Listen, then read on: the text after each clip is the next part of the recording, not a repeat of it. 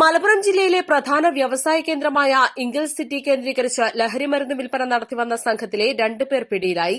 പാണക്കാട് ഊരകം കാരത്തോട് സ്വദേശികളായ പഴയനാഥനം വീട്ടിൽ ഗോകുൽ, ചക്കിപ്പറമ്പൻ വീട്ടിൽ അഹമ്മദ് ഫർഹാൻ എന്നിവരാണ് പിടിയിലായത്.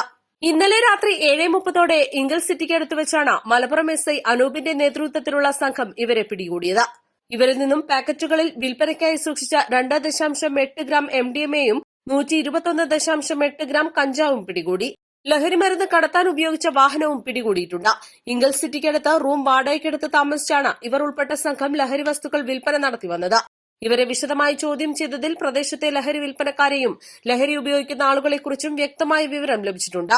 ഇവരെ നിരീക്ഷിച്ചു വരികയാണ്. മലപ്പുറം ജില്ലാ പോലീസ് മേധാവി ശശിധരൻ IPS ലഭിച്ച രഹസ്യ വിവരത്തിന്റെ അടിസ്ഥാനത്തിൽ മലപ്പുറം ഇൻസ്പെക്ടർ ജോബി തോമസിന്റെ നേതൃത്വത്തിൽ Malappuram SI Anoop, SI Dinesh Kumar, ASI തുളസി, CPO അബ്ദുറഹ്മാൻ എന്നിവരും ഡാൻസ് ഓഫ് ടീമും ചേർന്നാണ് പ്രതികളെ പിടികൂടിയത്. East live Malappuram.